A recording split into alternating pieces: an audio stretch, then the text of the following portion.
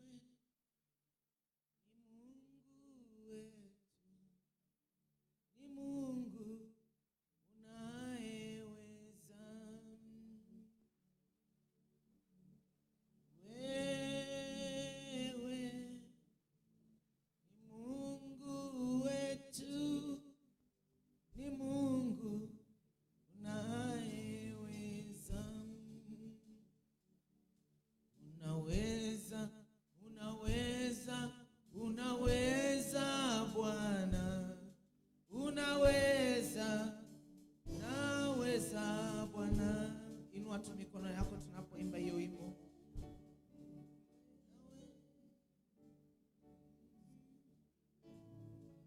Kiambia Bwana yeye anaweza, anaweza, anaweza, anaweza, anaweza.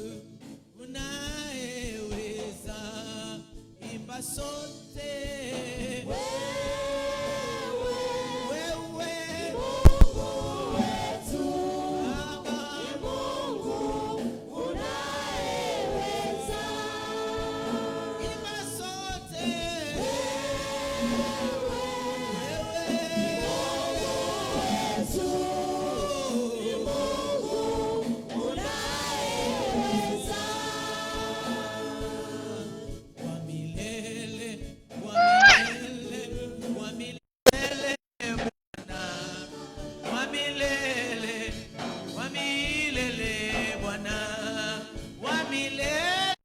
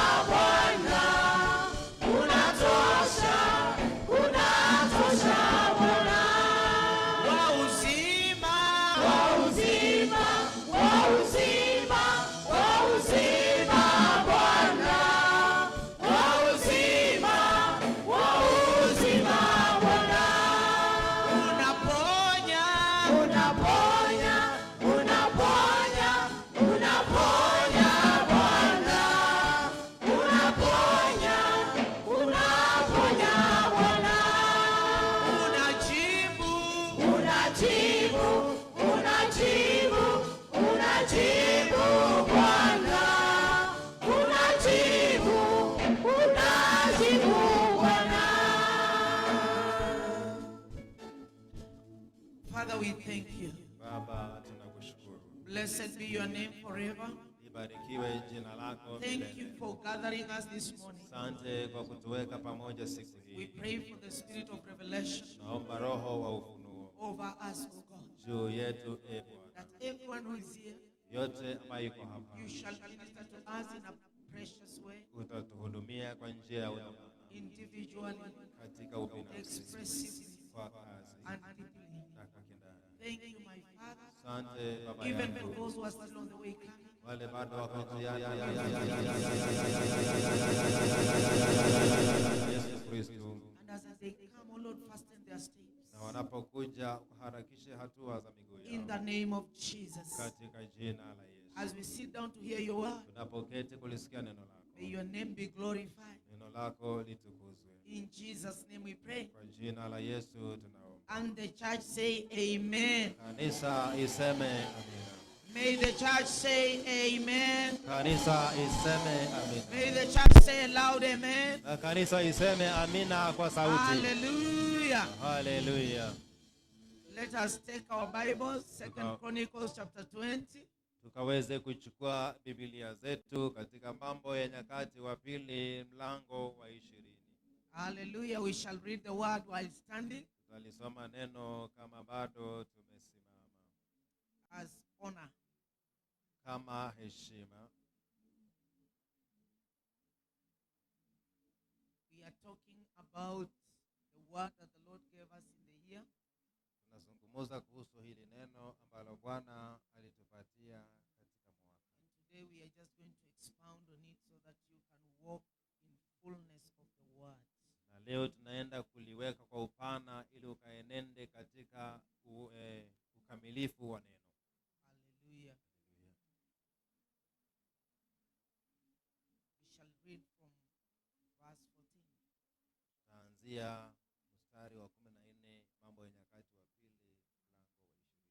Then the Spirit of the Lord came upon Jahaziel, the son of Zechariah, the son of Benaiah, the son of Jael, the son of Mattaniah, a Levite of the sons of Asaph, in the midst of the assembly. And he said, listen, all you of Judah and you inhabitants of Jerusalem, and you, King Jehoshaphat, thus says the Lord to you, do not be afraid nor dismayed because of this great multitude, for the battle is not yours, but God's. Tomorrow go down against them. They will surely come up by the ascent of Ziz, and you will find them at the end of the brook before the wilderness of Jeruel. You will not need to fight in this battle. Position yourselves, stand still, and see the salvation of the Lord, who is with you. O Judah and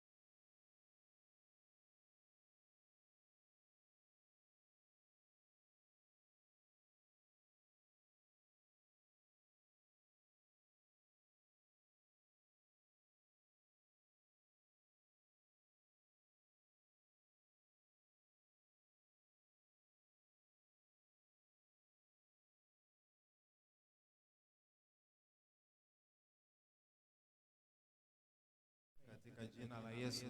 And just say amen. Kanisa iseme Say hi, hi, hi, hi, hi, hi, hi, hi,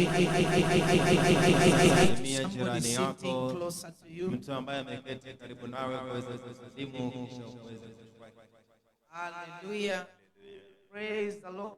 Bwana Yesu asifiwe. Bwana Yesu asifiwe. Amina. This is a beautiful Sunday. Hii ni Jumapili nzuri. We thank God for the grace. Tunashukuru Mungu ni kwa ajili ya neema. The grace carries us all along. Neema imetuwezesha tangu mwanzo. Hallelujah. Hallelujah. I thank God for his word. Nashukuru Mungu kwa ajili ya neno lake. When we were crossing over, Wakati wa kuvuka mwaka. position for victory. Kujipanga kwa sababu ya ushindi. Because the battle is not ours. Sababu vita si vyetu The tena. battle is the Lord. Vita ni vya Mungu. So today we want to look at things to note in your positioning.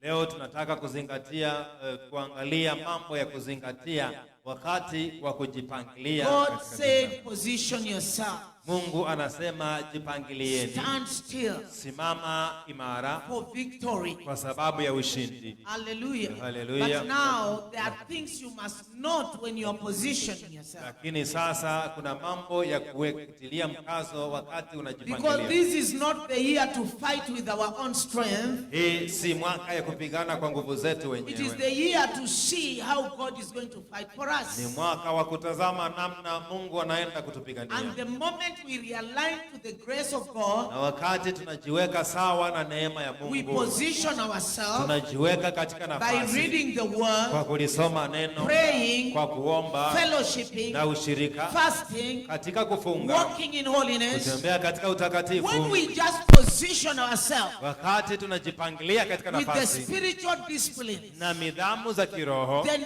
every missile of the enemy will follow. na sasa kila mishale ya adui itaweza kushindwa.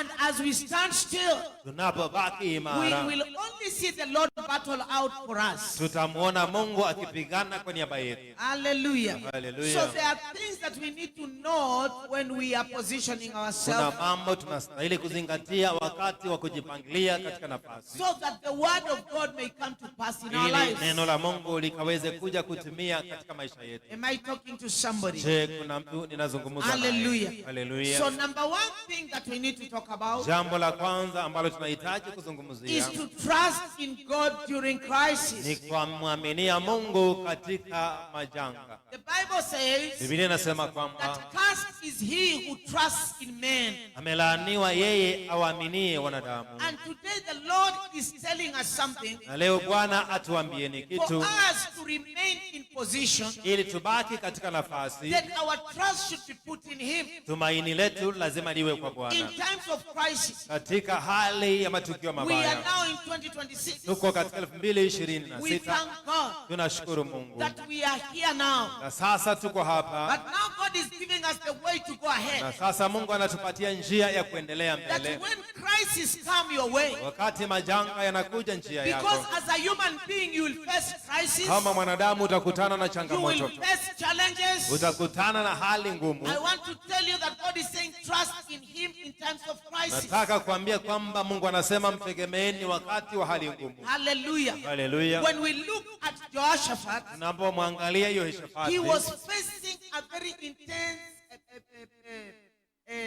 what is it called?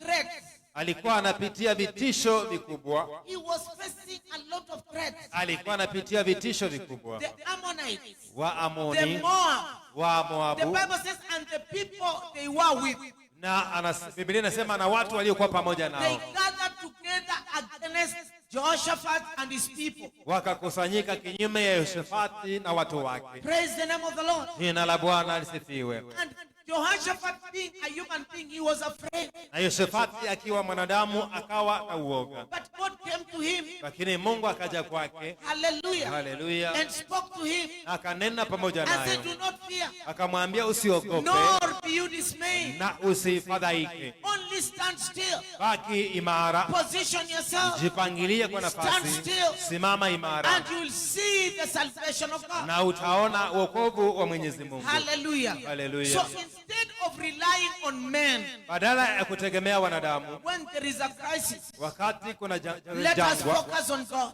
tuweze kuweka mtazamo kwa Mungu. Praise the name of the Lord. Jina la Bwana lisifiwe. God is reminding us that in this year, Mungu anatukumbusha ndani ya mwaka huu, He cannot tell you position yourself if there is no battle. hawezi kukwambia jipangilie kama hakuna vita. So He's saying crisis will come. Anasema kwamba vita vitakuja, But when you are entering that crisis, lakini wakati unaingia katika hiyo hali, know that already you have a victory. jua kwamba tayari una ushindi. Hallelujah. Hallelujah. It is like you are doing a rematch. Pengine ni kama kurudia mchezo ambao umeshachezwa kitambo. Hallelujah. Hallelujah. You know that you scored 2-1. Unajua kwamba tayari mlikuwa So when mmelenga bao mbili. when you are replaying it, you already know the result. Wakati mnarudia tena kucheza, tayari unajua kwamba mlishinda. So in case a crisis comes your way this year, Wakati changamoto linakuja kwako mwaka huu, hallelujah, Hallelujah. there is nothing impossible before the Lord. hakuna jambo haliwezekani mbele za Mwenyezi Nothing Mungu. should cause you to feel like it is impossible. Kitu chochote kisikusababishe ukahisi kwamba haiwezekani. Trust in the Lord. Muaminieni Tell your Bwana. neighbor, trust in the Lord. Ambia jirani, amini katika Bwana. Hallelujah. Hallelujah. In times of crisis, Wakati wa changamoto, let God be your focus. wacha Mungu awe mtazamo wako. Hallelujah. Hallelujah. Remove your focus on men Ondoa mtazamo wako kwa and wanadamu, focus on God. ukaweze kumwangalia Because Mungu. God will never fail you. Mungu hataweza kukuaibisha. God will walk with you. Mungu ataenda He pamoja nawe. says, I'll hold your hand until the end of the age. Anasema kwamba nashika mkono wako mpaka mwisho wa dahari. That is a promise. Hiyo ni ahadi. Hallelujah. Hallelujah. Praise the name of the Lord. Jina la Bwana lisifiwe. Are you ready to walk with God this Je, year? uko tayari kuenenda na Mungu mwaka huu? Then in times of crisis, Na sasa wakati wa ugumu, just focus on God. weka mtazamo wako kwa Mungu. Trust in God. Muaminieni I say Mungu. love people, Nasema penda watu, but trust God. lakini amini Mungu peke yake. Hallelujah. Hallelujah. When there is a crisis, Wakati kuna ugumu, go back to God. mweze mrudie Mungu. Focus on Him. Weka mtazamo He wako will kwake. give you a way out. Yeye atakupatia njia ya There kutokea. will always be a way out for Siku Him, zote kutakuwa na njia ya kutokea, so that everything will work out good for you. ili kila kitu kifanyike kwa wema kwa ajili Because yako. the Bible says, Biblia inasema kwamba everything worketh good for those who love the Lord. mambo yote yanafanyika kwa wema kwa wale wampendao Mwenyezi Mungu. Everything that is happening, Kila kitu ambacho to kinafanyika God it is working out good for you. kwa Mungu inafanyika kwa wema wako. Hallelujah. Hallelujah. If you believe, say amen. Ukiamini sema amina. Number 2, Jambo la pili, the power of prayer and fasting.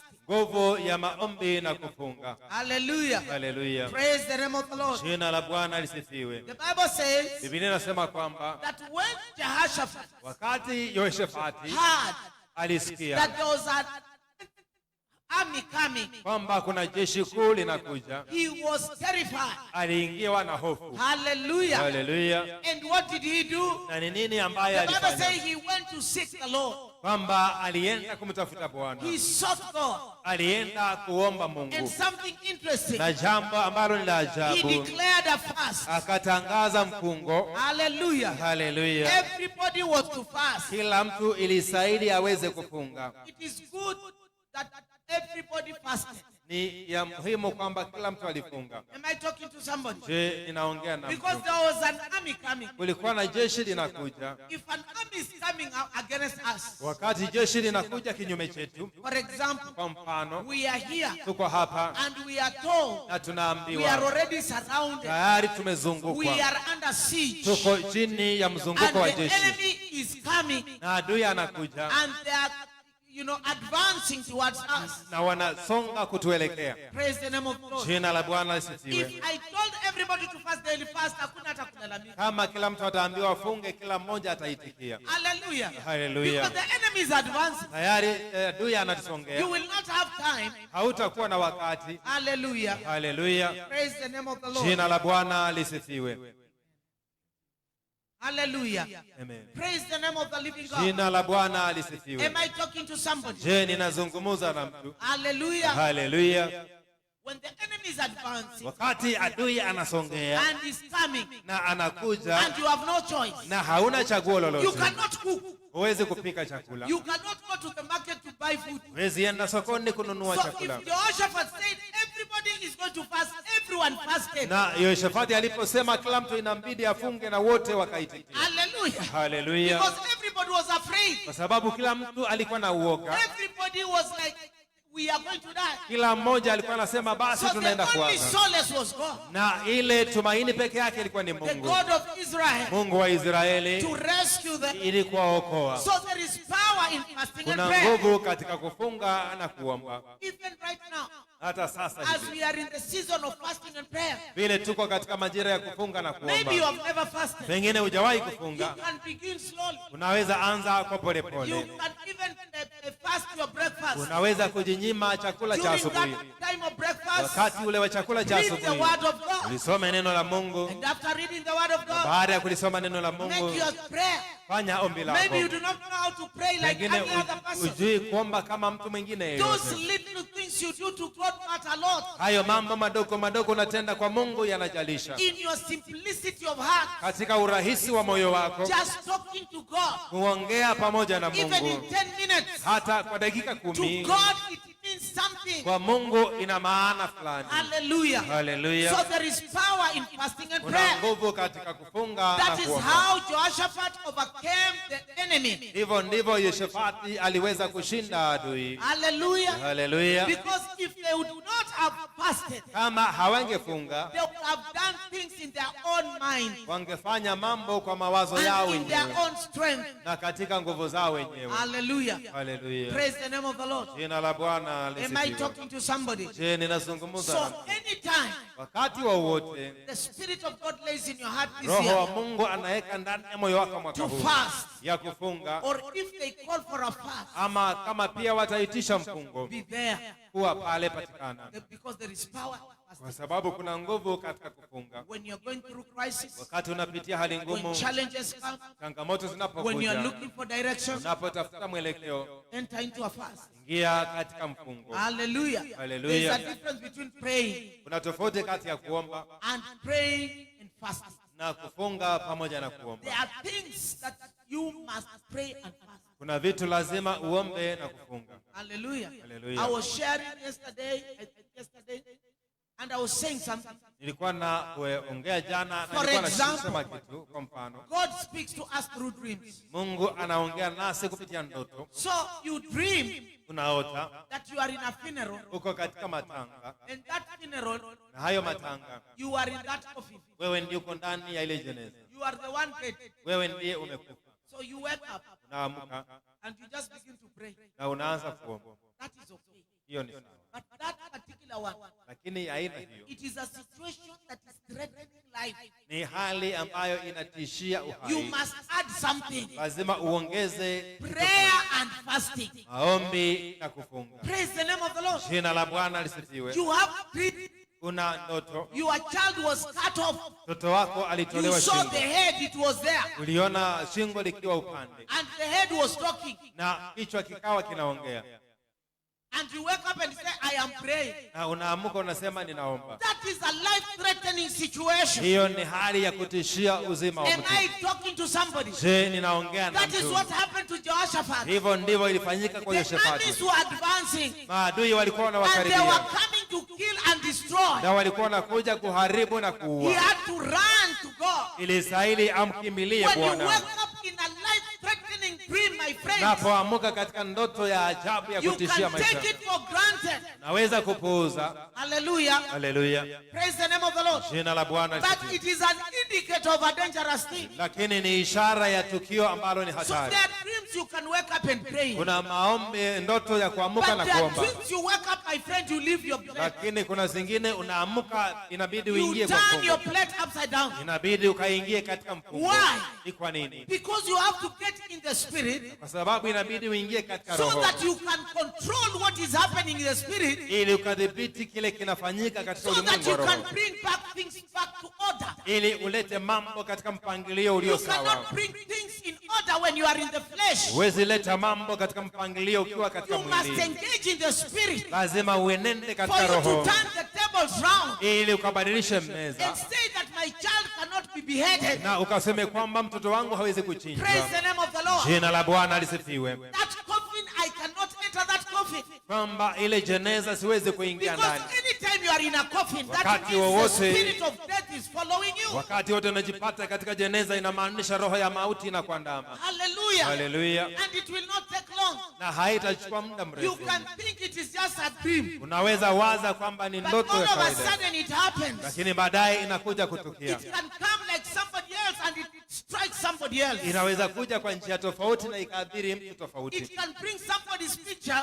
Inaweza leta sura ya You mtu are tofauti, concentrating on this one and it is striking somewhere else. na unaweka mawazo kwa kitu fulani na inaathiri mahali So pengine. that is why it is important for you to pray. Ni ya muhimu kwako ili When kuomba. you wake up in such a dream, you add with fasting. Unapoamka kwa sababu ya ndoto hiyo, unaamka katika maombi. Hallelujah. Hallelujah. You begin to put things back in order. Unaanza kurekebisha mambo, kuweka katika nafasi yake. If you believe, say amen. Ukiamini sema It amina. is important for you to seek God collectively. Ni ya muhimu wewe kumtafuta Mungu kwa njia zote. Hallelujah. Hallelujah. There are times when we call for a collective fast like we are doing. Kuna wakati tunaitisha mfungo wa pamoja kama vile tumefanya. Don't wait for us to finish and now you come for your own part. Usingoje tumalize alafu uje zako mwenyewe 30. Hallelujah. Hallelujah. There are blessings that God releases when we come together. Kuna baraka Mungu anaachilia kwa kufunga pamoja. Have you never heard in Psalms 133 Je, umewahi sikia katika Zaburi that 133 God commands a blessing kwamba Mungu anaamuru where baraka there is unity, mahali kuna where there umoja, is coming together, mahali kuna kukuja there is pamoja, a blessing, kuna baraka, and it is not just a normal na blessing, si baraka ya it is a kawaida, priestly blessing. ni baraka ya A priestly kikuhani.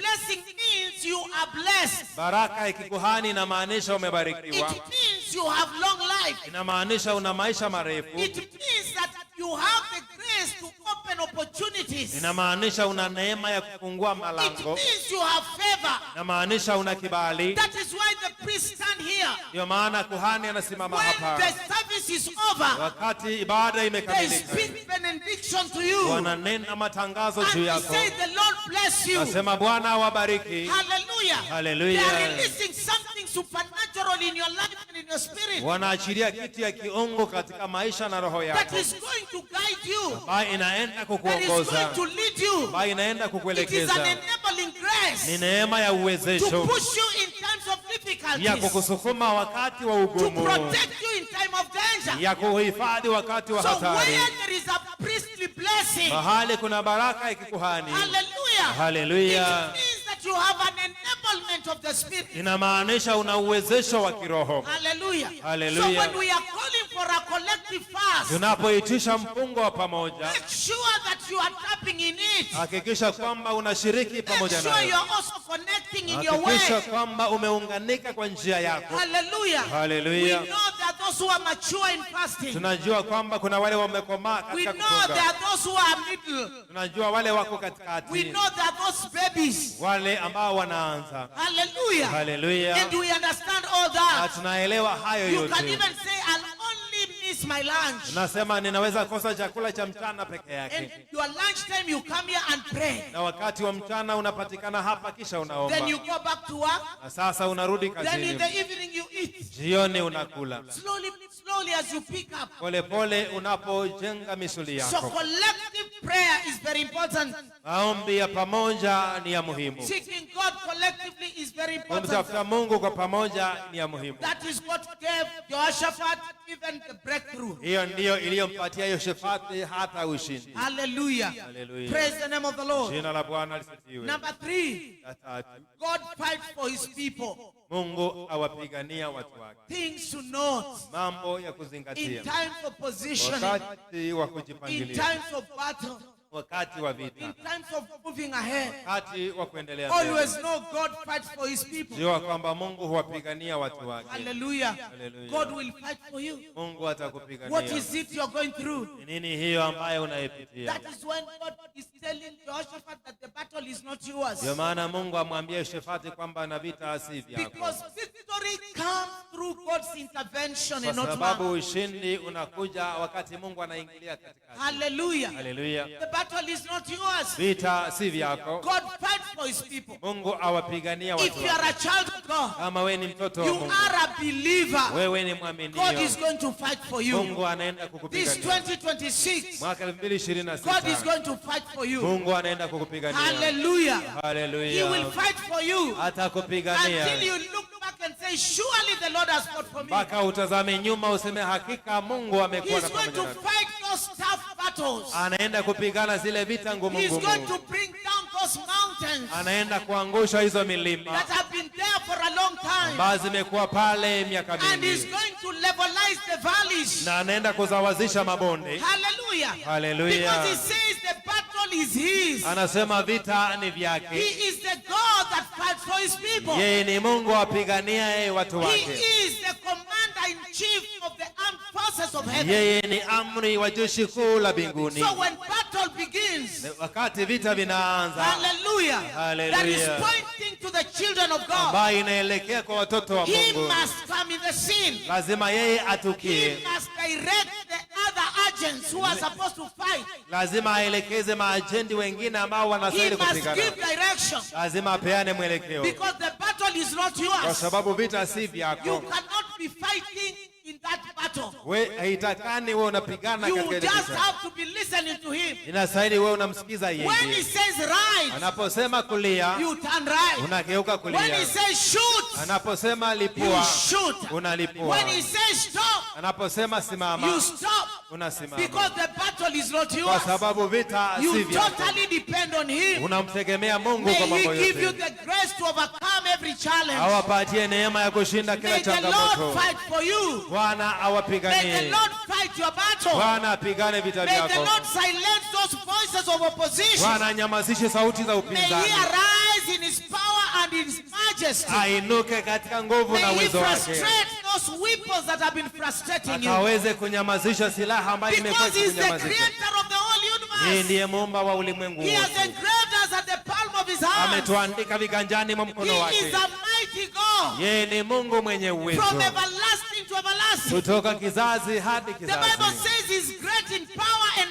might in battle. Biblia inasema kwamba yeye ni Mungu mwenye nguvu na mwenye uwezo katika vita. Hallelujah. Haleluya. There is no battle that can be defeated.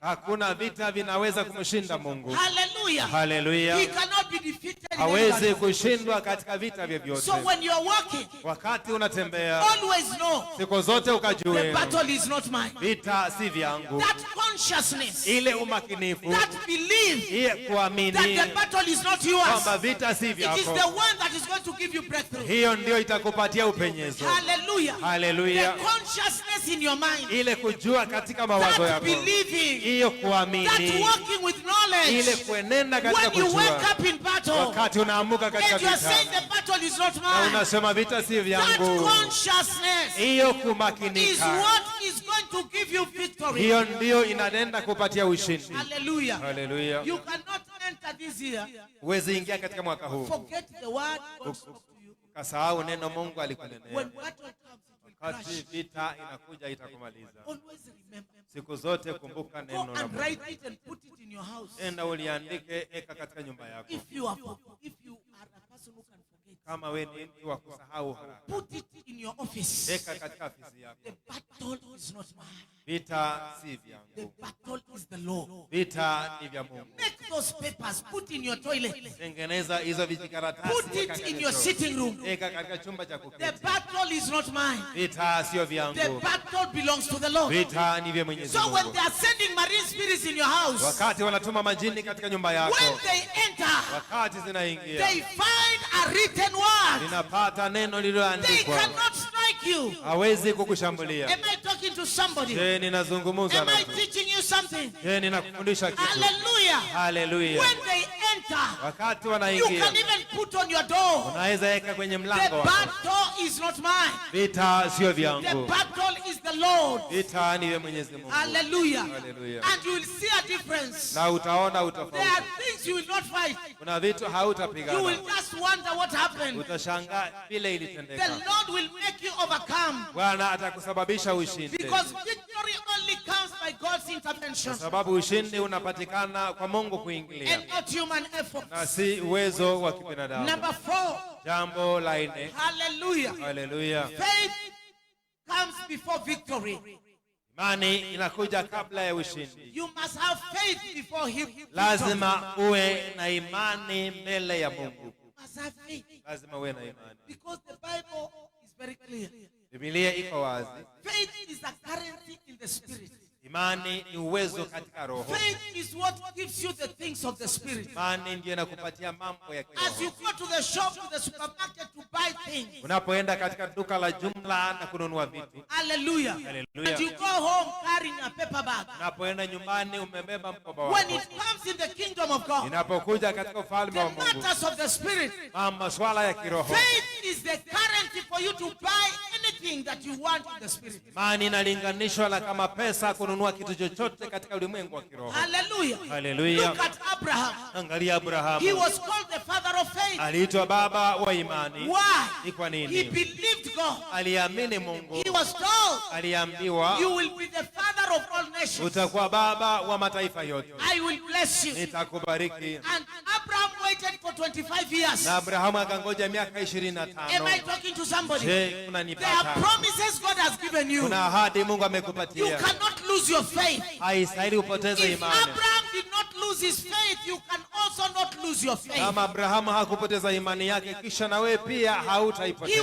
told he's going to be a father. Aliambiwa atakuwa baba. He waited and waited. Akangoja 25 years miaka after the 25 Lord spoke to him. baada ya Mungu kunena pamoja naye. Hallelujah. Haleluya. Praise the name of the Lord. Jina la Bwana Even the sifiwe. time God was speaking to them, Hata wakati Mungu alizungumza Sarah was pamoja, laughing Sarai alikuwa because Sarah anacheka knew she cannot get a child. kwa sababu Sarai alijua hana The uwezo wa kupata biological mwana. status of Sarah could not allow her to have a child. Hali ya kibiolojia ya Sarai haikumruhusu But the kupata word mtoto. of God goes beyond biological status. Lakini neno la Mungu linazidi viwango vya Am kibiolojia. I talking to somebody? Je, The ninazungumza na word mtu? of God, when it is upon your life, Wakati neno la Mungu liko juu ya it maisha goes yako, beyond what people believe. inazidi yale It mambo goes beyond wanaamini, systems of the world. inapita mitindo za ulimwengu. The doctors cannot explain how Sarah could get a child Madaktari hawawezi kuelewa namna Sarai at angelipata that mtoto particular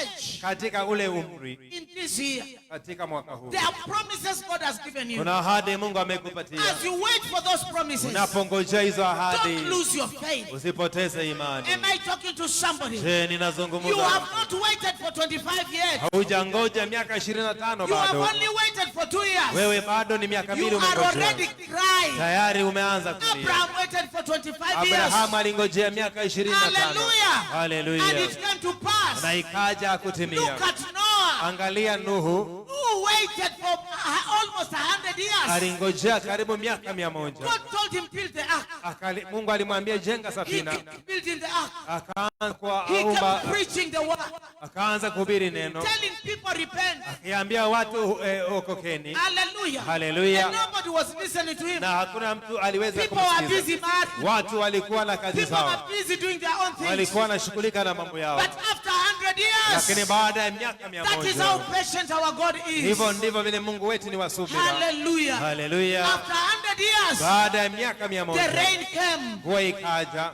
Even you, Hata wewe there are promises kuna that ahadi God has given you. ambazo Mungu amekupatia. Don't lose your faith. Usipoteze imani yako. Always know, because God spoke, Jua siku zote kwamba Mungu alinena, because He already said it, kwa sababu tayari it will alinena, come to pass. itakuja kutimia. Hallelujah. Hallelujah. Tell your neighbor it will come to pass. Ambia jirani My itakuja promise kufanyika. will come to pass. Ahadi yangu itakuja kutendeka. Hallelujah. Hallelujah. The challenge that we have with many Christians, Changamoto tuliyo naye na Wakristo wengi, they are prophesied to today, wametabiriwa leo and they want it to happen tomorrow. na wanataka itendeke I kesho. know there are those that can be prophesied today and they happen tomorrow. Ninajua aina ya unabii unawezekana ukafanyika leo na kesho, But there are those that take time. lakini kuna unabii mwingine unachukua muda. Hallelujah. Hallelujah. And you must be patient. Lazima uwe mvumilivu, Don't be wasiwasi. usiwe mtu wa Be wasiwasi, patient. uwe mtu wa kuvumilia. Serve God in season and out of season. Tumikie Mungu ndani na nje ya There majira. are Christians who have waited for God's promise promises. Kuna Wakristo wamengojea ahadi za And Mungu they refuse to serve God because he delayed. na wakakataa kumtumikia Mungu kwa sababu You alichelewa. cannot do that.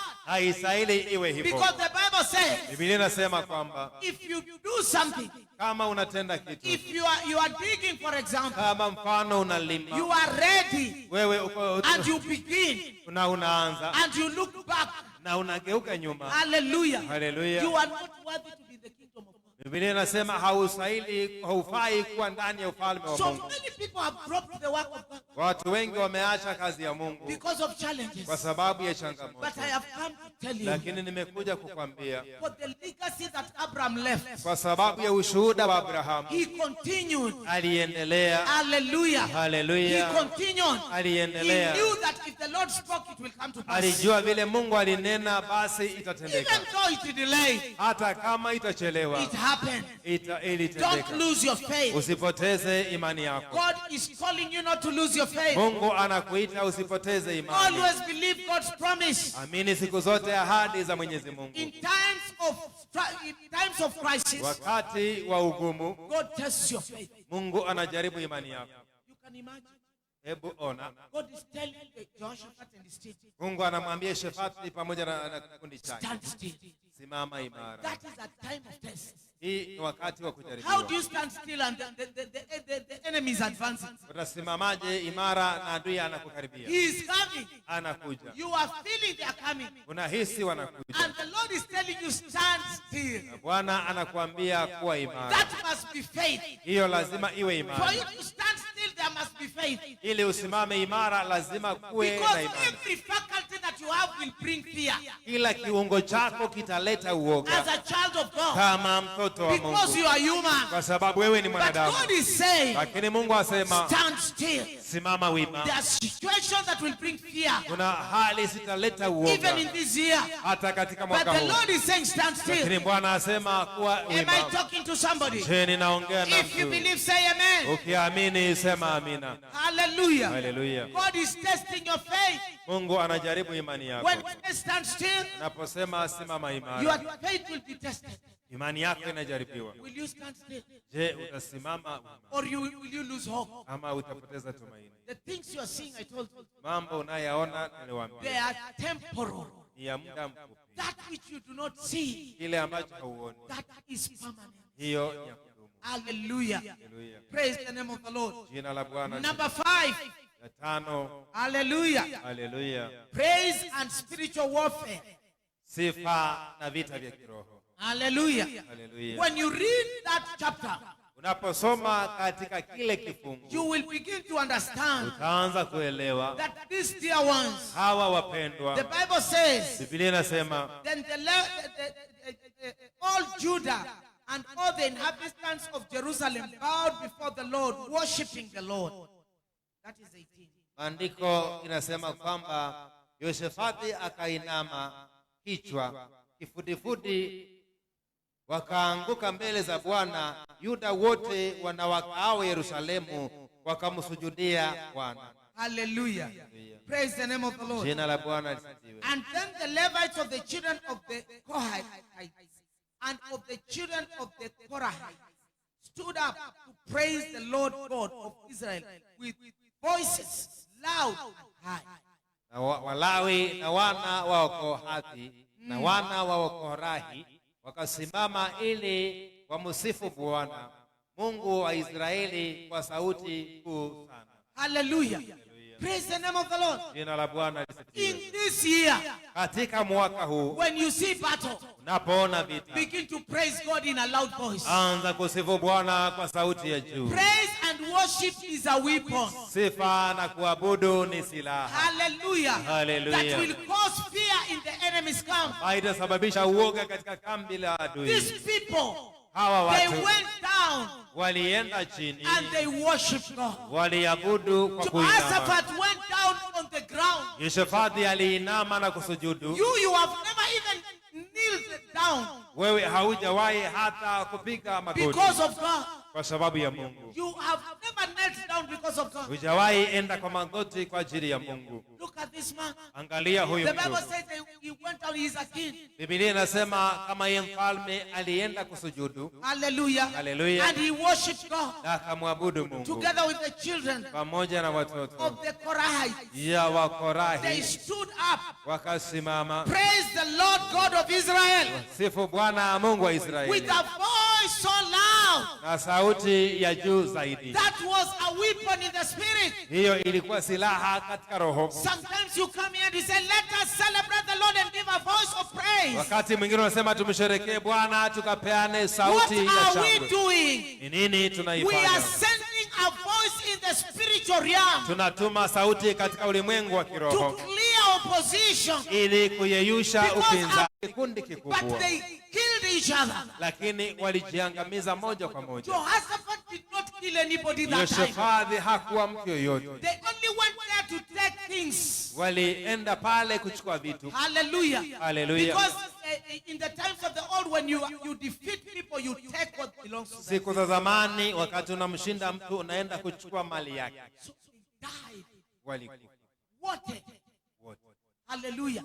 But this man of God did not do anything. Lakini huyu mtumishi wa Mungu He hakufanya just chochote. went down to worship, Alienda chini and kuabudu, the other ones were praising. na wengine walikuwa And the wanasifu, voice of praise na sauti ya sifa entered the enemy's camp. kaingia kwa kambi ya And there adui. was a confusion all of a sudden. Kukawa na And kuchanganyikiwa kwa it's like ghafla, they saw each other as wakaona hawa ndio wana Israeli na wakaanza kuuana. na wakaanza kujiona wao wakiwa adui moja kwa And the mwingine, Bible says everybody died. na Biblia inasema kila mmoja akafa. And that is why the Lord says, stand still and you will see the salvation of the Lord. Ndio maana Mungu anasema simama wima, kisha He utaona told ushuhuda them, wa this Mungu. one you will not fight. Anasema kwamba hii And hautapigana, indeed they did not fight. na hakupigana. God fought for them. Mungu Those aliwapigania. people killed themselves Hawa watu walijiua because of the power of praise, kwa sababu ya nguvu ya because sifa, of the power of worship. kwa sababu ya nguvu ya When a kuabudu. king can go down on the ground to worship the Lord, Wakati mfalme anaweza inama chini akaweza that kuabudu means Mungu, a lot in the spiritual realm. inamaanisha mambo mengi katika ulimwengu wa kiroho. That every knee shall bow and every tongue shall confess that Jesus is Lord. Kila goti litapigwa na kila kinywa kitakiri kwamba Yesu ni Bwana, And that is a weapon. na hiyo ni There are silaha.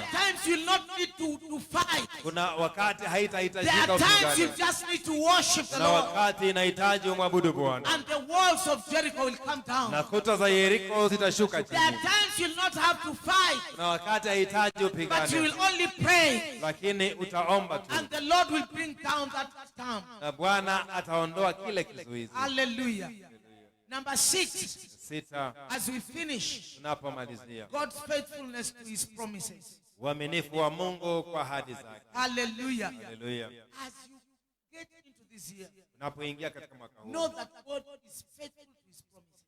jua kwamba yeye ni mwaminifu kwa kila ahadi. Everything God spoke to you, Chochote Mungu alikunenea it will come to pass. itakuja kutimia. So long as you remain in his way. Bora ubaki katika njia It za cannot Mungu. pass when you are doing your own things. Hawezi kuja It wakati cannot unafanya, pass when you are walking in sin. haiwezi kutembea au It haikufanyika cannot wakati uko pass katika when you are dhambi. out of your position. Haiwezi kufanyika ukiwa nje ya nafasi He yako. needs you to position yourself. Anahitaji ukajiweke katika And nafasi, everything is spoken over your life. na kila kitu alichotamka juu ya maisha It yako will come to pass. itakuja kufanyika. Because he's the God who does not lie. Yeye ndiye Mungu The Bible asiyedanganya. says, let every man be a liar and let the Lord be true. Biblia inasema kwamba na kila mtu awe mwongo na Bwana abaki kuwa wa kweli. Praise the name of the Lord. Jina la Bwana May the asifiwe. Lord's faithfulness be witnessed this year. Wacha uaminifu wa May Mungu God's uwe juu yako. promises come and pass in your life. Ahadi za Mungu zije kutimia juu May ya maisha the Lord yako. release grace for you to receive those promises. Wacha Bwana achilia May ahadi the Lord kupokea hizo open your ahadi. eyes to understand those promises. Bwana afungue macho yako kuelewa May hizo the Lord ahadi. lift you from ashes to glory, Bwana akuinue kutoka so chini that you can kwenda juu, enjoy the promises of God. ili ufurahie May ahadi every za word Mungu. He has spoken in your life never be silenced by the enemy. Wacha kila neno aliyonenwa kwako isinyamazishwe na In adui. the mighty name of Jesus. Katika jina kuu la If you Yesu. believe that, stand up on your feet. Ukiamini hiyo kisha simama kwa miguu yako. Hallelujah. Haleluya. Praise the name of the Lord. Jina la Bwana lisifiwe. I have told you 5 things. Nimewafundisha 6 things. mambo 6 That things you note when you are positioning. mambo ambayo unatilia mkazo wakati wa kujiweka katika nafasi. Hallelujah. Hallelujah. I have said trust in God. Sema muaminieni Mungu During the crisis. wakati wa ugumu. God wants you to trust in him during Mungu crisis. anataka umwaminie katika ugumu. As a child of God. Kama mtoto wa Mungu. Challenges will come. Changamoto zitakuja. If Jesus went through challenges. Kama Yesu alipitia changamoto. Even you are going through challenges. Hata wewe unapitia changamoto. Challenges will come. Changamoto So zitakuja. long as you are in this world. Bora uko katika ulimwengu huu. Challenges will come. Changamoto But I have lazima. brought you a message of Na encouragement. nimekuletea ujumbe wa kutia Trust moyo. in God during your crisis. Mwaminie Mungu katika changamoto. Number 2, Jambo la pili, the power of prayer and fasting. nguvu ya kuomba na There kufunga. are things you'll pray, Kuna mambo but there utaomba, are things you'll add with fasting. kuna mambo utaongeza mfungo. January is a good time for Christians to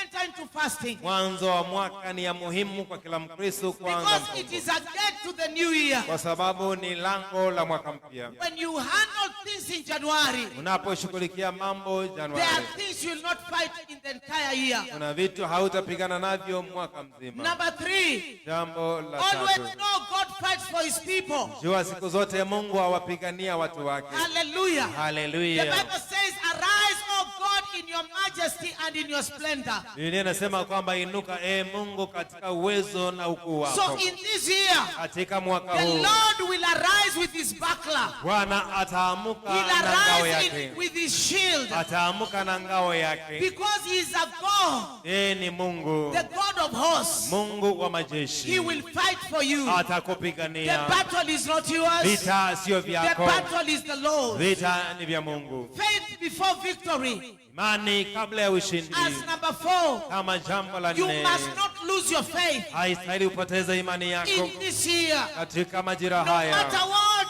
Haijalishi, cling on your faith. uweze kushikilia imani yako. Love God more. Penda Mungu zaidi. Hallelujah. Haleluya. Even when things are not working, Hata wakati mambo just hayasongi, love the Lord. upende Bwana. Number 5, Jambo la tano, praise and worship sifa na kuabudu and spiritual warfare. na vita vya kiroho Very important ni ya muhimu. that as Jehoshaphat went down to worship, Vile Yoshafati alienda kuabudu and the children of Israel were praising, na wana wa Israeli walikuwa wanasifu, what happened? nini The fanyika? enemy began to fight. Adui walianza They kupigana, began to fight themselves. wakaanza kupigana wenyewe, And that war they did not fight. na hizo vita hawakupigana. God fought for them. Mungu They aliwapigania, remained still. walibaki And they wale, saw the salvation of the na Lord. wakaona wokovu wa Praise and Bwana. worship is a weapon.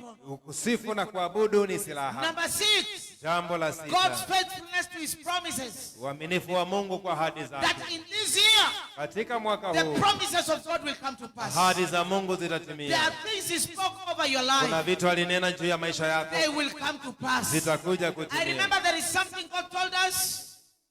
God told us when we were crossing from November to December. Nakumbuka kuna kitu Mungu alituambia wakati That wa there mwezi wa are things 11 that were tarehe hanging in 12. the spirit Nasema kwamba kuna vitu vinaning'inia that katika had anga taken long. ambazo zimechukua muda And he mrefu, commanded as a church to get into a fast na akatuamuru kama kanisa so tuingie that katika we can mfungo claim these things. ili tudai hizi I am vitu. telling you, whatever you claim, Ninasema kwamba chochote when you ulidai, remain in the ways of the Lord, wakati unabaki katika njia za this Mungu, year mwaka you huu will testify. utashuhudia, You will testify. utashuhudia. Because God does not say things Yeah. just because he wants to say. Yeye Mungu hasemi chochote kwa sababu ya kutaka kusema. Because those promises have already been released. Hizo ahadi tayari Those who zimeachiliwa. follow those instructions, they have already been released. Wale wanafuata maelekezo ya Mungu tayari So zimeachiliwa. your promises will also come to pass. Ahadi zako zitakuja kutimia. You is here today. Wewe ambaye uko hapa As you leo, walk in the ways of the Lord, unapoenenda kwa njia za Mungu, your promises will come to pass. ahadi zako zitakuja kutimia. Say amen if you believe. Sema amina au And kiamini. lift up your hands to the Lord. Kainue mikono yako juu kwa Bwana. As you thank God for the word, Na unapomshukuru Mungu kwa tell ajili ya God neno. thank you.